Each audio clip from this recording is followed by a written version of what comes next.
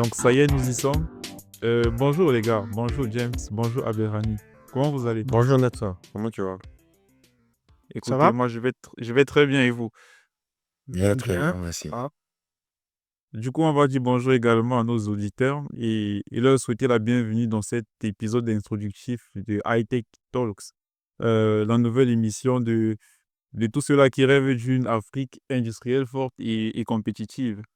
Donc, il faut le dire, autour de cette table, nous brûlons tous un peu du même bois. Nous partageons cette vision d'une Afrique qui tire son épingle du jeu en matière d'industrialisation durable. Tout à fait. Donc je pense que aujourd'hui c'est un impératif pour l'Afrique de prendre en main le sujet de son industrialisation dans un contexte de mondialisation. On a un enjeu de plus de suivi face à des requins aujourd'hui qui sont prêts depuis des décennies à, à- à coloniser, on va dire économiquement, le continent. non. Surtout que jusqu'à maintenant et pendant toutes les révolutions industrielles, l'Afrique, et malheureusement, il faut le dire, subissait ces révolutions industrielles, que ce soit par l'exploitation de ses ressources lors de la première, la deuxième révolution, par le développement, on va dire, très, très lent en termes de déploiement, par exemple, de l'électrification, des connexions Internet. Et même aujourd'hui, avec la révolution industrielle, la quatrième, on voit des apparitions timides. Donc, ouais, et c'est nécessaire pour l'Afrique de se relever, d'assurer sa souveraineté industrielle. Donc, je pense qu'on partage tous la même lecture de la situation. En gros, c'est un impératif vital aujourd'hui que l'Afrique qui entre sur la grande, on dit sur la grande scène des grands industriels. Et j'aime beaucoup cette citation de Alvin Toffler qui dit que la civilisation industrielle a changé la nature même de la civilisation. Donc, au fil des ères, la capacité de l'homme à transformer les ressources dont il dispose, bon, globalement l'industrie, a façonné aussi tous ces modes de vie. Euh, avec la machine à vapeur, par exemple, on a automatisé la production, ce qui a déclenché tout ce qu'on connaît dans l'industrie manufacturière. Ouais. Ouais, tout à fait. En fait, il faut le dire, l'homme a toujours transformé. L'homme a toujours transformé. Historiquement, l'homme a toujours transformé. Ce qui fait la différence, c'est l'effet de volume. Je pense qu'aujourd'hui, la croissance de la population à l'échelle mondiale ou de l'Afrique euh, a contraint finalement l'humanité justement à évoluer. Donc, quand on a des contraintes pour nourrir 10, 20, 30 personnes, c'est pas la même chose quand il faut nourrir 1 milliard, 2 milliards, 5 milliards, 8 milliards de personnes. Donc aujourd'hui, la production à l'échelle aujourd'hui, c'est ça qui fait la différence. Et surtout, la compétitivité des produits. Donc aujourd'hui, c'est bien de produire à l'échelle industrielle, c'est aussi bien d'être compétitif dans ce contexte de globalisation, quoi. Ouais. Et surtout que les ressources, ils y sont. Il y a tout ce qu'il faut. Malheureusement, tout ce qui est des ressources humaines, à chaque fois, on a cette tendance que les personnes migrent de leur pays vers d'autres pays en contribuant à leur développement. Donc, pourquoi pas on verra une Afrique qui se replie vers elle-même, où ces hommes et ces femmes contribuent à son développement. Vous savez, moi il y a un chiffre, lorsque j'étais tombé sur ce chiffre, il m'avait fait peur. Ben, c'est pour décrire un peu la situation aujourd'hui, c'est que l'Afrique ne contribue qu'à hauteur de 1,6% de la valeur ajoutée manufacturière mondiale. Donc, les pays du continent font face de manière générale à une sorte de dialectique complexe euh, où on a des capacités industrielles limitées et une forte dépendance aux matières premières, bon, qui vont représenter, elles, environ 70% des exportations de l'ensemble des pays. Donc, un paradigme hérité de la colonisation et qui est encore malheureusement très, très réel aujourd'hui. Effectivement, c'est très peu. C'est très peu parce que quand on voit la population, elle est les données démographiques, on est sur 1,5 milliard de population, sur 8 milliards, alors qu'on participe avec 1,5 ou 2% en termes de valeur ajoutée manufacturière. C'est très, très, très peu. C'est un chiffre critique quand même. Ça nous interpelle finalement sur l'urgence d'inverser à la tendance. Donc aujourd'hui, il y a déjà une dynamique qui existe sur le continent. Dans ce sens, certains politiques ont déjà compris la nécessité de, de prendre cette trajectoire-là et d'encadrer finalement le développement industriel du continent. Mais je pense que c'est encore peu. Je pense qu'il faut mettre encore plus d'énergie, faut mobiliser autant les institutions publiques que les privés. Je pense qu'aujourd'hui, c'est important qu'on allie les forces pour justement prendre le sujet, prendre le taureau par les cornes. Aujourd'hui, on parlait de production en Chine. L'Europe aujourd'hui est globalement, on va dire, au niveau. Donc le continent africain, si on reste sur cette tendance, on va subir déjà qu'on a déjà des problématiques telles que le chômage de masse face à une population qui est extrêmement jeune. Donc, on sait que la part de l'industrie manufacturière dans l'employabilité dans une économie.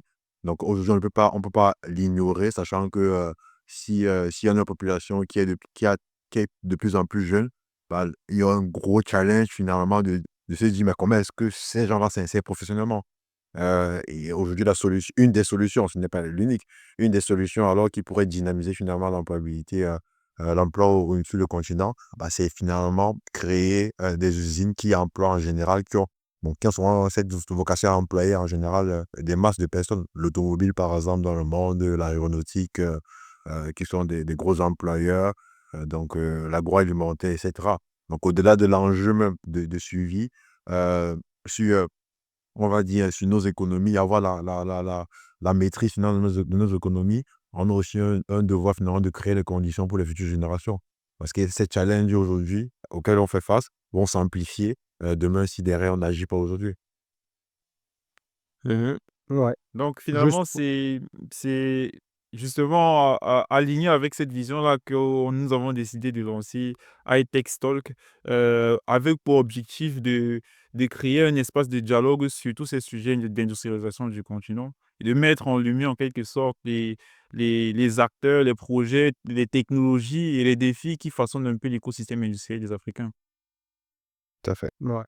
Et juste pour rebondir, en fait, c'est que avant même de parler de technologie, avant même de parler de tendance, il faut travailler sur l'humain en lui-même, il faut travailler sur l'homme et sur la femme pour instaurer cette culture d'industrialisation, cette culture de transformer la matière première vers des produits finis et de ne pas juste se dire, ben, OK, on a de la matière première, on l'exporte telle qu'elle est à des prix dérisoires, en fait.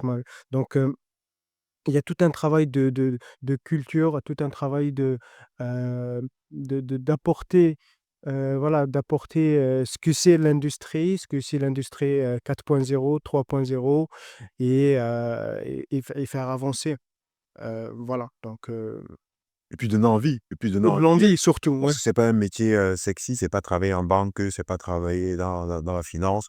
Donc il faut rendre intéressant les métiers Ouais, industriels, quoi. ouais Mm.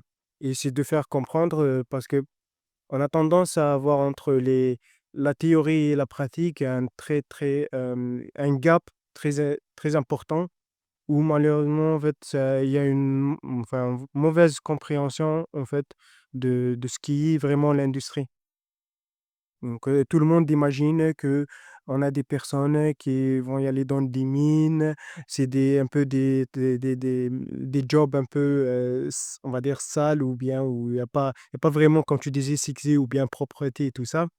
Et alors que c'est au-delà quand on voit, je sais pas, quand on voit une pièce usinée, c'est très beau de voir, c'est de charme, ça apporte des charmes. Voilà. Mhm.